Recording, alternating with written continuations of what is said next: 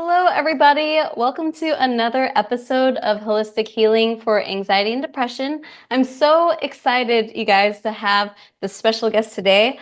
I swear, when I went to this event, I met this amazing woman at a networking event, and I don't know, after hearing her story, I just felt immediately connected with her, and I was just like, man, I just got to talk to this person. She's amazing. So excited to talk with her today. So today I have Sheila. Sheila is a nationally recognized board certified physician assistant and health and wellness coach. She founded Recenter Anywhere to guide busy people to create more joy and balance in their lives through mindfulness practices and approachable, healthy-ish cooking. And she has a background in nutrition. She has a master's in physician assistant studies and nearly a decade in obesity medicine, urgent care, and mental health.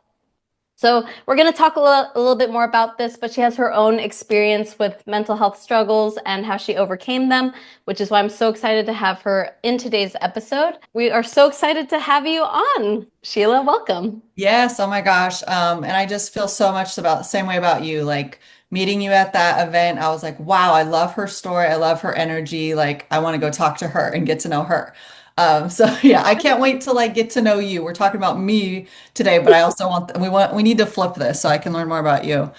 Yeah, so Amazing. thank you. This is truly an honor to be on here, and yeah, excited to to get started with this. Oh my God, me too. Oh my gosh. And yeah, it's so great meeting other healthcare professionals who sort of go through this journey and we kind of just see like how, there's other ways to help your mental health other than just medication alone, which we'll dive into.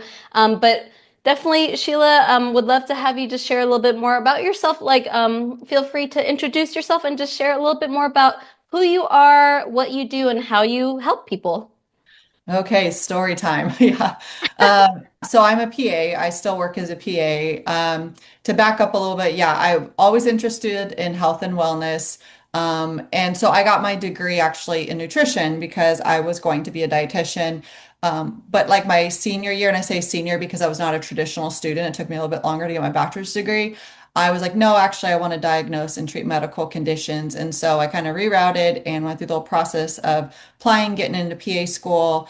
And second year of PA school, when we're kind of out, doing our rotations and actually seeing patients and applying what we learned, I was like, damn, I should have stuck with nutrition because that is like the first line treatment for everything, lifestyle intervention, right? So eat better, Right. exercise. And I was just like, oh, okay, like, damn it.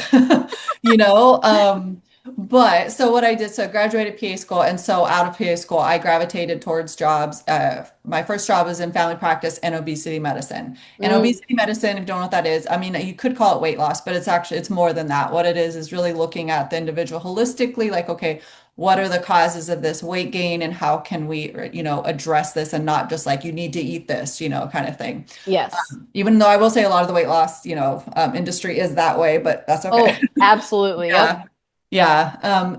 But yeah, so I really got into that and I found my love within the PA world within that. I also worked in urgent care at the same time because I didn't want to lose kind of like my mainstream like medical skills. And in that, I also saw a lot of people coming into urgent care and they would have like one complaint, but then you sit down to talk to them and it's actually, no, they actually have like anxiety, depression, they have this big stressful life event going on and they actually just needed someone to talk to. They actually just can't sleep at night because of, their stress and their anxiety. So I was seeing that. And then in obesity medicine, always been interested for as long as I can remember on why people do what they do and how to help them Mm, change. mm-hmm. And that goes a little bit back, probably as a child, I picked that up. And so you have all this going on, and then I have my own struggles with depression and anxiety, going Mm. on since as long as I can remember, but really truly diagnosed in like my early 20s.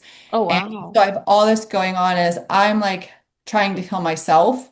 I'm also seeing that like patients could also benefit from what like I'm learning. And Mm, so that kind of all came together to where I transitioned out of obesity medicine and urgent care into now mental health. I now work in mental health as a PA, but then I also founded, yeah, Recenter Anywhere, where I get to do what I truly love, which is really taking this true like holistic approach, through evidence-based coaching practices, meditation, breath work, and all of that. And so, yeah, that's where I'm at today.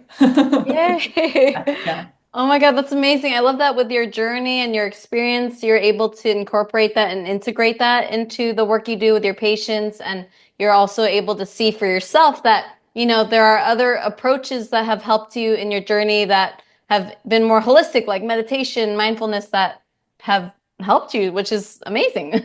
Yeah. Yeah, awesome. And so I'm curious for you. So I know there's a lot of places we could go, but I was really, really interested in your story, and I just want to go straight to it. So I'm just like curious about, because I know you said you've been experiencing anxiety and depression. You were diagnosed in your 20s, which is a long time to navigate something like that. Are you able to sort of pinpoint what was creating anxiety and depression for you? And then I know you also have a history of like these harmful, habits that you had. What could you walk us through what was going on in that time in your life? Yeah, sure. So I guess even to back it up, I came from a pretty chaotic, dysfunctional home. I was Mm, raised with there's alcoholism, mental illness, and so there are a lot of like big emotions, not mm, knowing. So it was either you hid your emotions, you just worked really hard, or big blow-ups of emotions. So kind of growing up in that, and then at 18 I left home, and I very much had the mentality of like, I'm going to go to college. I'm going to be successful. I'm going to do all the things on paper and I'm going to be great. mm. And then what happened, in my early mid 20s, I got out of a 7-year relationship. And at that same time, there were also things going on in my immediate family with like the mental health, mental illness with a family member, Mm. the alcoholism, all of that was like really escalating, as they both do, unfortunately, if they're not treated, right? So Right. while all that was going on, I was ending a 7-year relationship, and I was like probably, like I said, junior. I always say, because I wasn't a traditional student, but I was starting to get towards the end of like my bachelor's degree. So I had all of this going on. And it was Jeez, kind of at the like, same wait, like time. I was supposed to be in college and like, making my life better and I was supposed to feeling better. And when I ended that relationship, I also got out into the dating world and dating really for the first time because I was with my first boyfriend from 17 to 24. Ignite a lot of wounds, Oh a yeah, lot of wounds, right? I So, bet. yeah. And so all of that was going on. And I just kind of like, I got to a point where I was always very high functioning and very driven, right? And so, working my way through school and I just hit a wall. Like I felt like, so I sought counseling. Thankfully the school I was going to had free counseling for their students. Oh, And amazing. so I got into first group therapy Hmm. and then I started seeing him as an individual he was a therapist. And so anyways, that's kind of where I started with therapy. Yeah. And that was like at 24. So it's 24. Mm-hmm. And I'm 40 now, and so it's definitely been an in and out over the years, but that's kind of where I was at when I started Mm. with this. Um, yeah, and so since then, kind of fast forward, I say until, my early 30s. So I will say at 24, I was prescribed medication, Oh, Paxil. wow. Hmm. And honestly, like for me at that moment, like it worked. And like now looking back on what I know, I'm like, it was probably a placebo effect because it was just, I felt the difference within a few days. But Oh, you know what? interesting. Like that's Yeah. okay. And that's, Hmm. kind of my view on medicine is like if it has a placebo effect, and sometimes you just need something to feel like you're doing something and you're taking action, right? Because so much Right. of depression and anxiety is feeling like paralyzed, you know? Hmm. And so, okay, you're taking this action to take this medicine, and maybe that's okay, to get you over that hump. Right. For me, that's what I needed at that moment. I needed therapy, like traditional talk therapy, and I needed medication. And that helps me get out of it, right? Right. And so, kind of fast forward to I called it my spiritual tune-up about like 8 or 9 years later. I Once love that. yeah, yeah. Once again, I was kind of like I was now in PA school, so towards the end of my Mhm. PA school career, or yeah, in school, and once again I was dating. Oh You man, know, that's exactly. gonna That's going to stir up bring the all stuff up. the. Yep. Yeah, exactly. And so with all of that, I'd already done the traditional talk therapy off and on most of my 20s. I had never, and I actually tried to get back on medicine about that time. It actually made me feel worse. So, and Oh, it wasn't the same one. I tried a different one and I felt worse. And I gave it a good 3 or 4 weeks. And then I was like, nope, not for me. Stayed with talk therapy. But I had done that off and on. And I will say every little thing gives you more tools to choose from, right? Like I've right. definitely gained a lot of good from talk therapy over the years. But yeah, when I hit my early 30s, and really starting to get into, okay, what else is there, right? Like, what Mm, else can I do? And then really, truly, like a lot of this came from being in a period of like pain. Like I was, mm. I was at a point of saying like yes to anything that would make me feel better, right? Oh, And okay. so like I got into yoga in the park. Um, Oh, and so, yeah, and this, and then it was also, she introduced me to breath work. oh, amazing. Yeah, so it was really just like, okay, yoga makes me feel better, breath work makes me feel better. So getting into those and finally being like, oh wow, like I don't need to pay a therapist to talk, however much money, I don't need to go to group therapy. I don't need to do this. Like I have these tools that I can bring with me anywhere, right? And kind of tap Oh, into it. So I feel like I got a right. little off and like, but I hope that answered your question. No, no, that was powerful. There's so many good stuff here.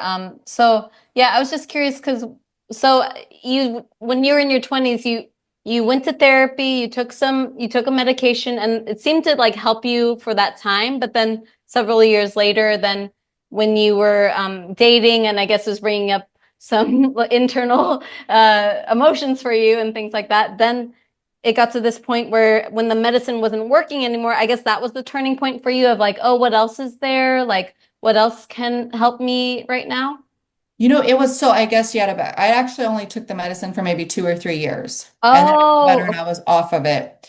But it okay. was when I got back into and I tried to take a medicine again, and it actually made me feel worse, and then it Mm-hmm. was kind of like, okay, I've been in talk therapy off and on. I've tried a couple medications. Okay, so what else is there? Like what else can Mm. I do? Like I feel like this has only worked up to a certain extent. So just getting curious and like I said, really being in a place of pain and like meeting a yoga teacher that resonated me and with me enough and what she was saying and sharing her own story and when she talked about breath work and how powerful that was for her, being like, okay, yes, please, I want some of what she has.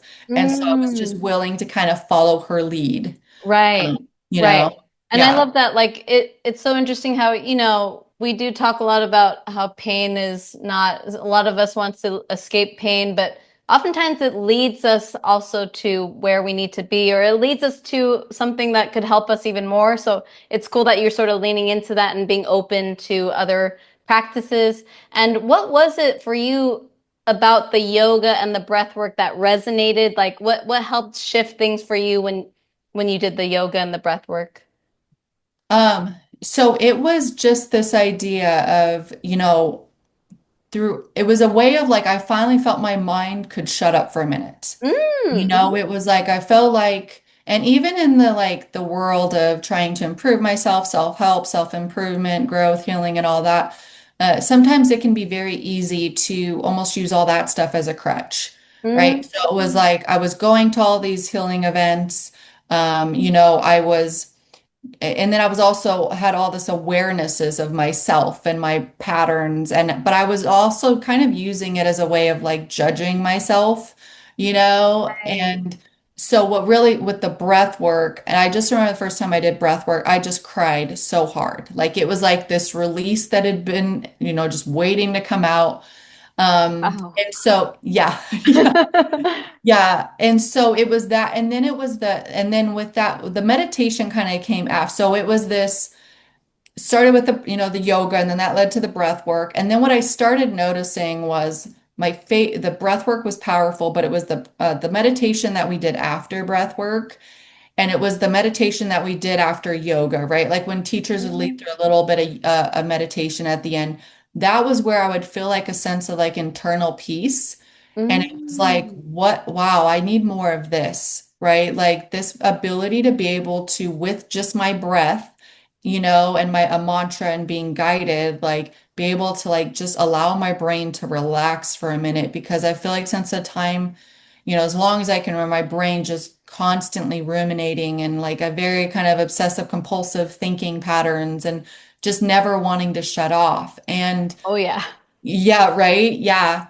And then just always looking to the outside for answers. And Mhm. so with meditation, when I got more into meditation, it was like, wow, I have finally something that can clear the clutter. So I can hear this, like now what I know and call it like intuition. Like, so I can hear that like quiet little voice that comes up that actually tells me what's the next best thing to do for myself or gives me a new perspective on something that's been driving me crazy.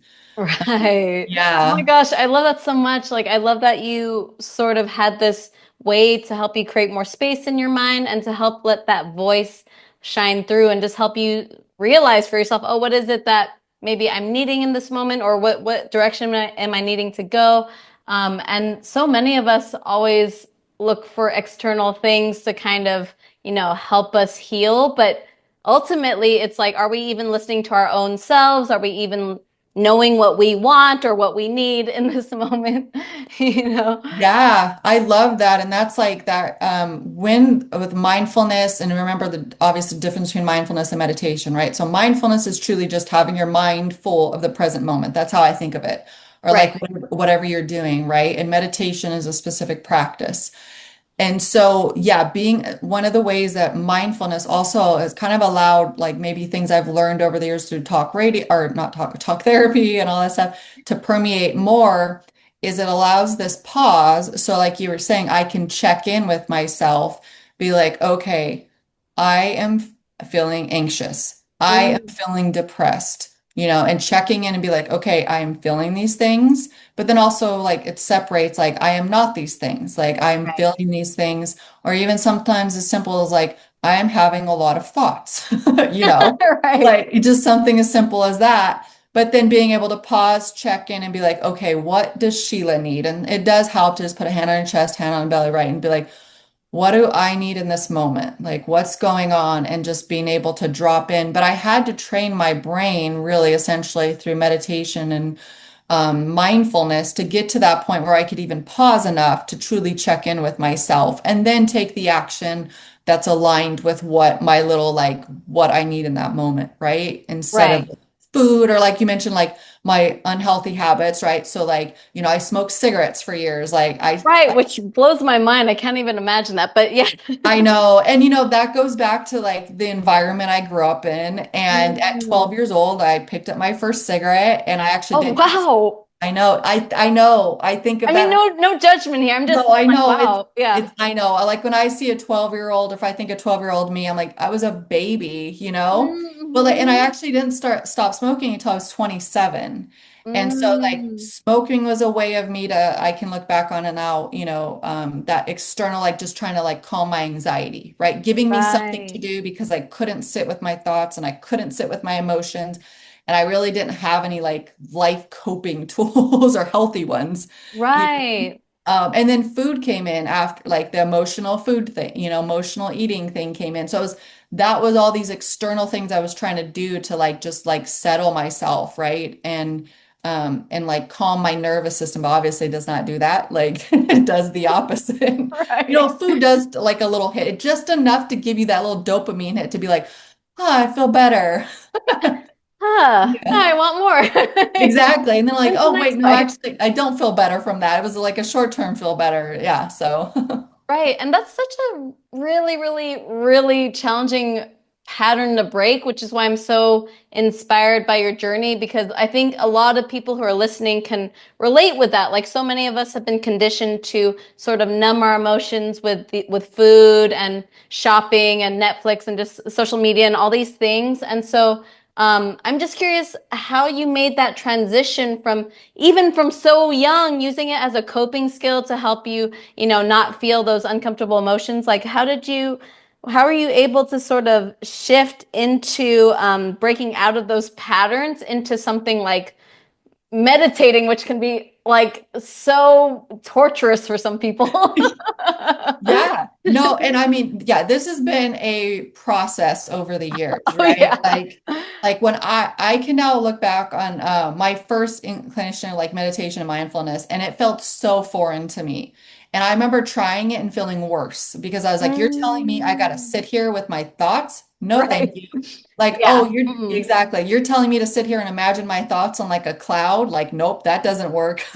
Yeah, forget that. Like, Yeah, baby, shut like up. exactly. This makes me want to go eat and smoke more. Like, no, not, Right. yeah, like, yeah. So, like, oh God, there's just so many parts to answer that question. I will say the two things that really truly finally got me into like meditation consistently. The breath work was, I guess, easier in a way because it was going and doing it with a group, right? And Mm. so at that point, I just like that was me moving, and in a way, like avoiding uncomfortable feelings too, right? Because it was like I'm feeling uncomfortable. I'm gonna go book like a sound bath. I'm gonna go book breath work, right? And so Right. sometimes those can become crutches too, right? And so Yep. like I was doing a little bit of that. And so the two things that really finally got me to what I was doing consistently, number one was the accountability with a friend. So I was meeting up with a friend like once a week and we started meditating together. Mm. And we started meditating with the mantra. And so for me, and that is why I absolutely love teaching mantra meditations because that for me finally felt like I had something for my brain to anchor to and hold on to. And so when Mm. I started meditating with the mantra and and there are different ways of doing mantra meditation, right? But like the way that I do them, I was taught a couple different ways, but the way that really resonated with me is inhaling on something that I want to invite in, like an English word, not Sanskrit, but like an English word and something I want to let go of. So being able to do that, it finally got me to where I can like allow my brain to relax for a minute. And it was just those little hits of like my brain relaxing Mm. that I was like, okay, there's something to this. Like, no medicine did this, alcohol didn't do this. This is like internal.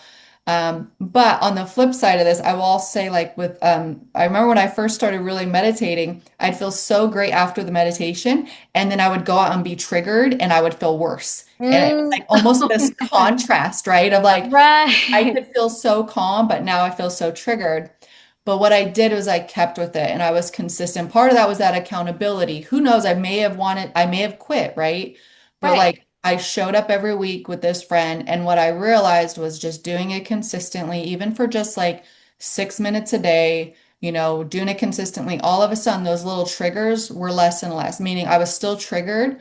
But Hmm. then it was like I was able to look back and be like, wow, you handled that way different than you usually would. Or like you had that anxious thought, you had that depressive thought come up, you had, that come up, but then it didn't spiral like it used to. And I think that is where like the beauty of meditation comes in. Yeah, sometimes you can feel really calm right after, and that's great. But when you stick with it consistently, that is where the magic happens.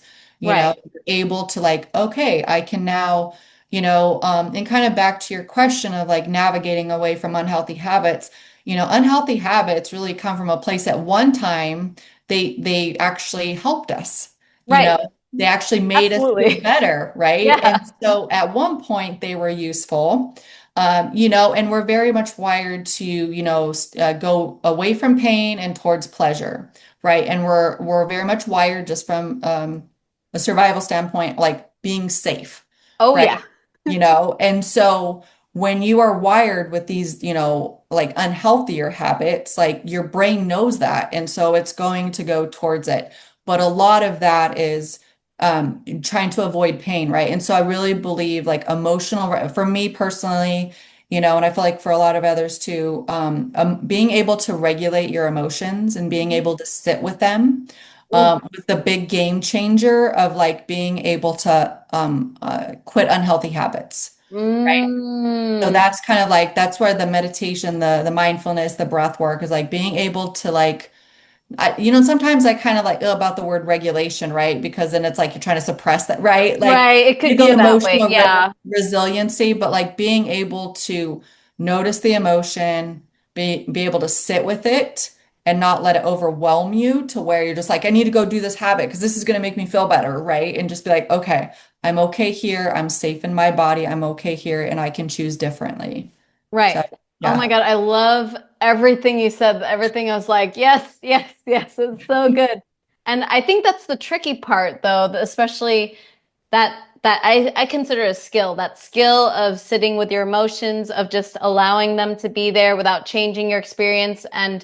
Um, and that's really the hard part. And, I was even a life coach for a few years and I was trying to teach that to my clients and they hated it. They could not like sit with themselves. So I'm curious for you if someone really, has been hardwired to avoid that discomfort in the body. Was there anything that helped you out in the beginning of just allowing those emotions to be felt, like any sort of strategy you had in the beginning? Oh wow, I got to do some reflecting back to that, right? Well, a few things, right? And I think that's an important part of the healing journey, right? Is like you just pick up all these tools, right? And like you got to kind of pick from the toolbox. I will say breath work helped a lot with that because it gave like breath work forced me to cry. It That's forced me always to good. get out those Yeah. emotions. Not like I went into breath work wanting to cry. It just happened. You know? Right. And so there was relief and release with that. Um, and I think honestly, like, and this goes back to benefits of talk therapy, like what I think finally, what I go back to, I shouldn't say finally, what I go back to time and time again is just this idea of like your emotions are messengers. Like, Right. right? Like feelings are not facts, but like emotion, like they're messengers. And like instead of getting caught up in the whys, be like, okay, like what can I learn from this? What is this trying to teach me? And so it's really just trying to reframe my perspective around emotions and that they're not a bad thing. They're here to teach us, and maybe they're here to teach like, hey, you're a little out of alignment with where you should be, like your values. You're out of alignment with your values. You're out of alignment, with, in other words, what's important to you. And so I think those kind of two things really helped me, and also moving my body. And that's why I love what you do with Qigong Oh, because thank you. yeah, like, and I will tell that with people that are very like, oh, I can't sit still, I can't meditate. It's like, then get up and move first. And I think Yes, like, amen. yeah, like whatever that needs to look like, that needs to look like you dance around like a fool, banging your head like, a metal head, like whatever it is, just shake, shake like Yep. what exactly you always do that. And I love it. Yeah. So like move your body first. Like, and I think that's why Shavasana and yoga is so powerful. And probably my gateway before I knew what it was like, okay, I'm moving my body. I'm getting rid of some of that energy, and then I'm actually able to relax, right? So it's that contrast. And that's the same with breath work, actually. I was talk about the breath work actually stresses your nervous system while you're going through it, but then you follow that up with meditation, and it's that contrast of like, hey, it's okay, your nervous system can be stressed, but you can Right. also counteract that and you can also calm your nervous system, and you have that within you. So, Right. Like getting yeah, it to a healthy stress level, but then you're bringing it back down and just helping that sort of flexibility with the yeah, nervous system. Uh, exactly. right, which I mean I love and hate that about breathwork. But like if you guys haven't gone to a breathwork class, you need to experience that for yourself. Yeah. And I'm curious for you personally. So I love the message that emotions are messengers and that they're often there for a reason. Like they're there because they're there for a reason, and we're not supposed to just numb them. Like they're there for a purpose. And evolutionarily, emotions were there for specific functions, like fears to help you run away or angers to help you fight. Like emotions have purpose. So I'm curious for you, with your anxiety and depression, what did you think why did you think that appeared for you? Like, what did you think maybe the message was in your anxiety and your depression for you? Oh wow, yeah. I will say an underlying I mean, there's probably so many things there, but like to unpack. I know it's a lot. Yeah. But I will say so two things. So fear, Mm, fear, like just fear. And I remember like a therapist telling me once, like, well, your anxiety over this is coming from you're not knowing. So like, so fear of the unknown. So I was fear. And whenever I do a mantra meditation, usually it's fear that I'm exhaling because I feel like fear is just an underlying to so much of my anxiety, so much of my depression. Yeah, I think if I have to sum it up, there's probably a lot more there I can say, but fear, mm. fear of so much, just fear of life, like, um, yeah. Right. And helping you just gain awareness of the things that you're afraid of. And I guess when you did get awareness of that, like how did you use that? I guess when you have the awareness of the message that the emotion has for you, then what do you do with that? You know? Yeah, yeah, and that is right because there's so many things like you can do is so sometimes honestly, it just saying it out loud and just being like, I am feeling blah blah blah, and then sometimes it just like it dissolves just by saying it Mm. out loud and acknowledging it, Hmm. but other times I need to, get into my toolbox and gratitude. I'm huge on gratitude. I will say one of the best things I've ever done for myself is about a year ago, me and one of my best friends decided to start doing a gratitude practice every morning with each other. And Hmm. every morning we leave each other a voice note of three things we're grateful for from the day before. And like that is Oh, just like, yeah, it's just and it gives us a chance to like catch up too, but gratitude. So I say gratitude's another thing. Sometimes just acknowledging it, sometimes just getting out and going for a mindfulness walk, and just like allowing myself, okay, like I'm just gonna stay in this moment of like, what's going on around me? What do I smell? What do I hear? What do I see? And then, sometimes journaling will give me good like insight into, what that emotion is meant to tell me, and like I don't think about it. I just like write everything out, just kind of like stream of consciousness, like, and I try and keep my questions away from why, like when I am journaling. And I definitely have come to find my own like spirituality and believe in like kind of a higher power, so to speak, and so I will do a lot of like, okay, God, universe, like, what is this here to teach me? What is this emotion trying to show me? Like, what is this, instead of why, because then that right. gets me into my analytical mind. And just like what? So like I guess a lot of growth mindset, right? Like just okay, what can I learn from this? Yeah. So I hope that answered your question. Oh, that's so good. I love that. I love that spin on it instead of saying why, because I know, especially if you're in a depressed or hopeless state, I feel like why is the thing that often comes up. And so I love turning it into a what, because then when you turn into a what, there's actually you could actually find a solution that way. It's like you tell your brain how to search for an answer for you, but if you say why, you can never find that out, really. Yeah, exactly. Yeah. And like one more, yeah, on the depressive side of things too, especially is like, okay, what can I do right now in this moment? Because, and I say this a lot with clients and patients, momentum over motivation. Like, what's Mm-hmm. one very small thing right now that you can pick, Mm-hmm. and do that? And usually, when you kind of get up and you create that momentum, it will lead to actually being motivated to doing more. Right. I love that because if you're making at least a little bit of progress, I think that's so much more important because you don't need motivation to do that. You just need to take some sort of action and get into that momentum, which, Yeah. is so important, especially for being in a state of anxiety and depression. And I'm curious for you, like I don't know if you've ever pondered this for yourself. I'm just curious what your perspective is on this, but like what do you think causes anxiety and depression for people? Like the root of it, like in summary, if you had a guess on that. And yeah, I'm just curious if you had any thoughts on that. Right. Yeah. Like, yeah, that's a good one, right? Because I feel like there's so, and I mean, I don't know the answer for sure, right? Like, Right. like, does anyone, I was like, I'm not a neuroscientist. Does a neuroscientist even really know? Nope, they don't know either. Yeah, right. Like, yeah, I think it's like, like a combination of, yeah, genetic predisposition, Mhm. combination of maybe there's a chemical imbalance. I don't know. That's what I was taught in school, but like, is that really held true anymore? Who knows, right? Like, Right. and then all the Yeah. environmental stuff. I will say that like I remember like listening to the or watching this TED Talk years ago, and it still sticks with me, where he was talking about looking at it, and I wish I could say who it was right now to give him credit for it. I totally forgot his name, but we talking about like depression is actually a symptom that something is off in your life. And so to look at it like, Mm. okay, I'm not depressed because there's something wrong with me. I'm depressed because there is something in my life that needs to change or needs tending to. So, I love what's the that. root cause of all of that? A little bit of everything. I don't, Yeah. Yeah.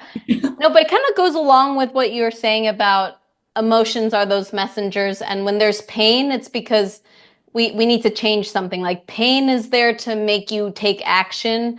And so I love that perspective on it because a lot of the times when we have anxiety or depression, we could feel like we're broken or something's wrong with us, or we get into this sort of mindset of like, oh, almost like a label. We put that label on ourselves and diminish ourselves. But when you look at it that way, like, oh, it's just feedback. It's just like a way to let you know something is imbalanced, something needs your attention. Like we could look at ourselves with a lot more curiosity and compassion, I Yeah. think. And I just love that perspective because I know what it's like to be in that sort of hole of depression and anxiety and how much we could judge ourselves for that. So I just love that shift, that perspective of like, oh, you're not broken, nothing's wrong with you.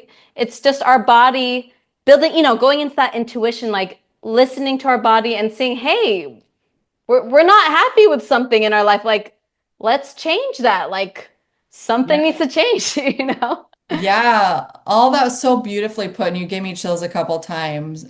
You're saying, yeah, just ditto, ditto, ditto, ditto. I love everything you said. Yeah, it just very, very articulately put. And yeah, as we both know, anxiety and depression is not a fun place to be, right? And so to be able to find these tools to come out of it holistically, right? And it's not like I'm on the other side of this 100%, right? I still have Right. to apply these tools. I still have to like catch myself when I'm sliding a little bit into anxious or thoughts or depressive symptoms, right? And so it's just always a work in progress, always a work in progress. But yeah. Right. Thank you so much for sharing that, that you're a human. I Yeah. appreciate that because I think a lot of the times, if you're like from healthcare or you're a physician or a physician assistant or a nurse, like people just think, oh, you have it all together, but not true. I'm a nurse and nope, we do not have it together all the time. So thank you for keeping it real. Oh And yeah. it's so true. Like if you're not using these tools and you're really great at being consistent with your practice, which is why I think you're able to successfully, like you said, it helped you really come out of the overwhelming emotions that you're in because you had that consistent practice. And I think that's truly what will help you as long as you keep the practice going. Like if you don't practice it, then it doesn't matter how long you've been doing it. The minute you stop, just like with weight training, the minute you stop, the muscles will atrophy and so will your ability to be mindful. Exactly. So, Yeah, no, yeah. totally. And I think that's like, I know with my meditation journey to get to this point of being consistent, there was a lot of like stop, go, right? Like, okay, I did it for a while, it was great. And then I stopped, like we all stopped going to the gym. And then you're like, oh, like, and then it's a stop, go. But the more you work at that, the more you get to that point of like, okay, now the benefits so much outweigh the fact of like, I don't feel like doing this today. I'm going to do it anyway because I know the benefit's worth it. Right. Um, and having a little kind of like what do you like a non-negotiable, right, for Mm, yourself, mm-hmm, right? I think that's big. So like for me is like 6 minutes a day. I can commit mm, to 6 minutes a day. I can absolutely make no excuse for not doing 6 minutes a day, right? right. And I will give myself grace. I can allow myself to miss more the most 2 days and then I will get back on it. But at that point, like I don't even want to miss that because I feel the difference with missing one day. Right. But yeah, we're all human, and like, but giving yourself grace in that and finding what works for you and your non-negotiables. And yeah, Right. I love that. And I love that you keep it so minimal that it's yeah, like so simple. Like there's no way you can't do it. So I love that you just started super small and you just keep it consistent. Like you don't have to do an hour meditation. You don't have to do even 20 minutes. Just do 6 minutes. Literally, I just meditate 5 minutes a day, honestly. Like that's my minimum. And I don't break that because yeah, it's so easy. So just be gentle with yourself and meet yourself where you're at. There's no shame in that because consistency is way more important than how the quantity, like how much you could do at one point. so Um, true. and I'm curious for you. So, if someone is really just really interested, like they're sort of in this hole of anxiety or depression, they struggle with saying that with their emotions. Do you have like a breathing meditation practice or suggestions on even like for 1 minute, like how someone could just start a practice that they do consistently? Yeah, I would say like belly breathing and mantra meditation. So belly breathing is not even really meditation. So just belly breathing is really just, and it helps to like put one hand on your chest, one hand on your belly to feel for this. So it's kind of the opposite of how most of us breathe, which is very shallow in your chest. But you inhale through your nose, and as you just fill up your belly. Instead of filling up your chest, it's all going into the belly, right? And Oh. what this does is when our diaphragm expands, it actually hits our vagus nerve, right? Which is all Mm. parasympathetic nervous system, right?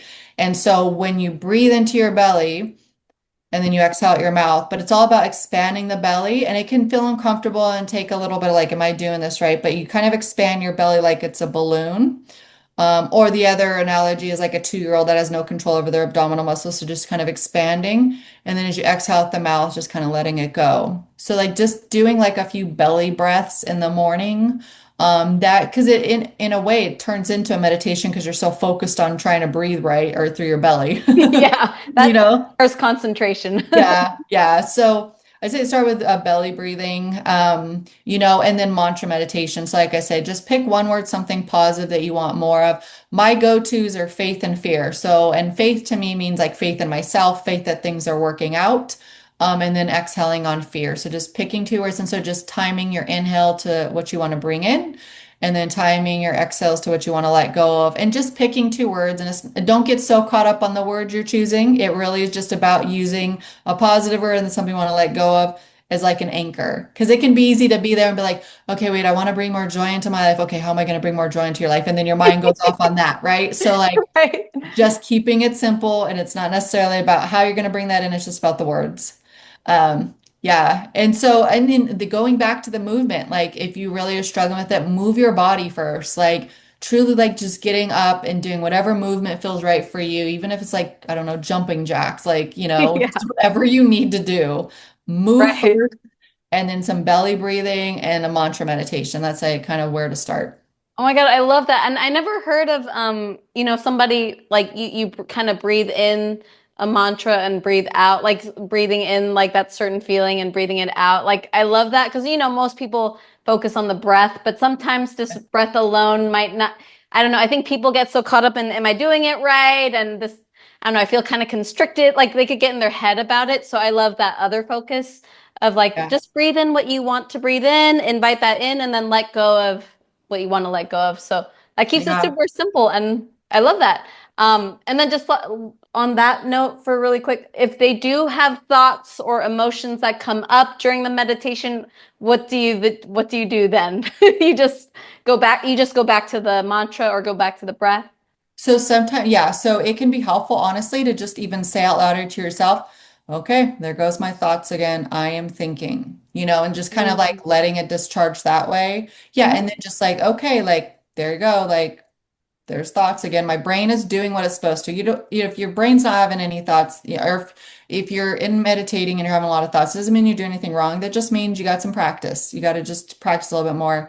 Because you will get to that place where it feels like the way I describe it the first time I describe it as like a trampoline. So like thoughts will come in and they just kind of bounce off, meaning like a thought will be here, but it doesn't like lead to like 20 other thoughts, right? So Ooh, right. so yeah, so I just say like, um, just kind of like, don't beat yourself up, no judgment, no analyzing.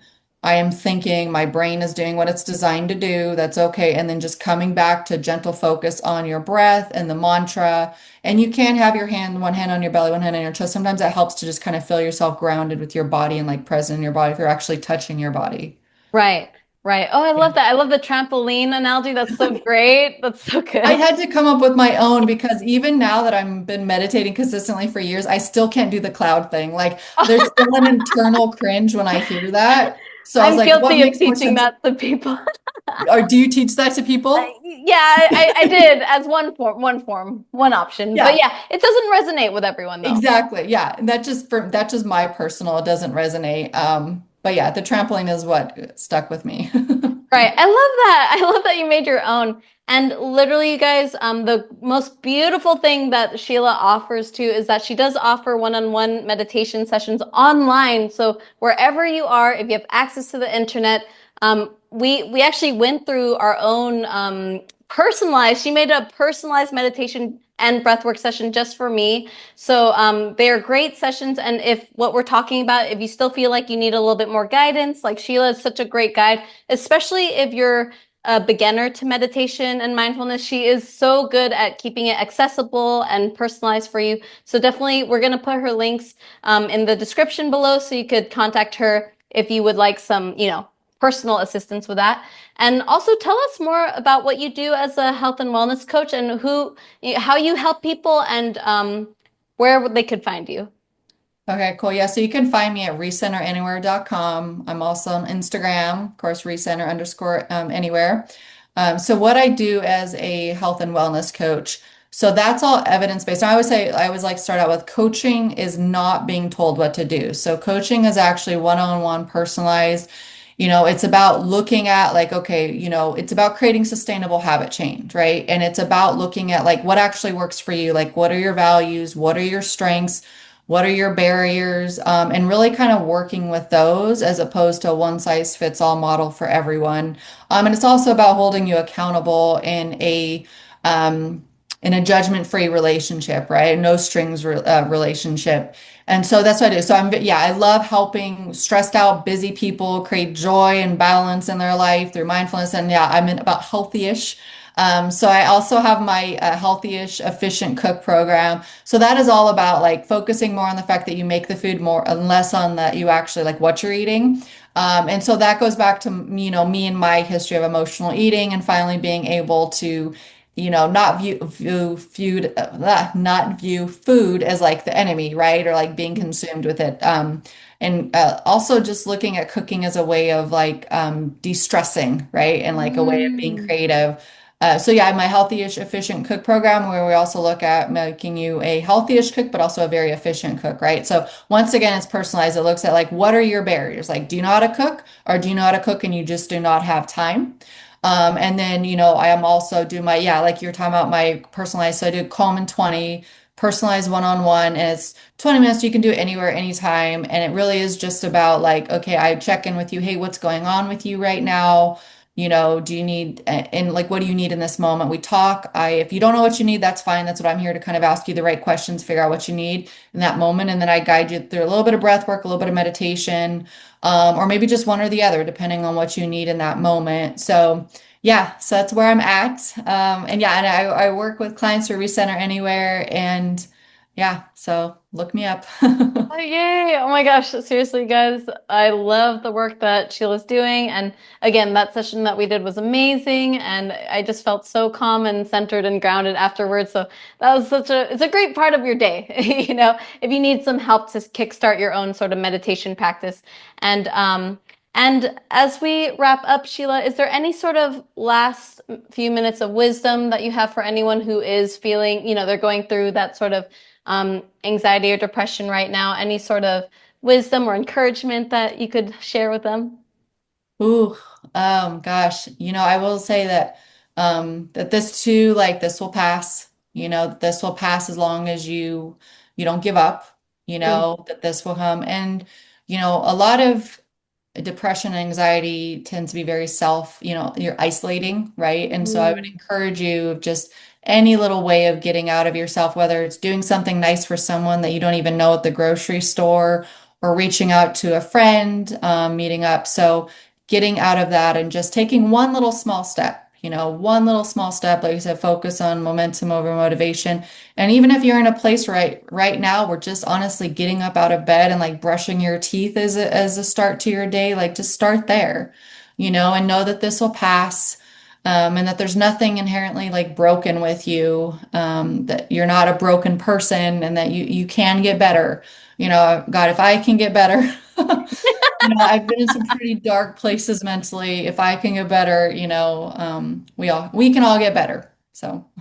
Right. Oh my gosh, that's so beautiful. I love that. And I love that you're just that living example and living proof that even if you've encountered so much challenges at an early age, like even when you're 12, if you went through that and you were able to find a way through that, then other people listening can also find that way for themselves too. So Yeah. thank you so much, Sheila, for sharing your story, for being with us today, and for just sharing all your wisdom. I'm so grateful to have you here on our podcast today. No, I'm seriously so grateful for speaking with you this opportunity, and I love everything you're doing. Yeah, so thank you so much. Thank you. And Tune in, everyone, for another episode that we'll have coming up. And again, this podcast is just here to help you find whatever modality, whatever way can help you get out of this hole of anxiety and depression. There's always a way that we're going to help you find. So stay tuned for future episodes. And then I'm going to share Sheila's links below. But thank you for tuning in. Bye, everyone. Bye.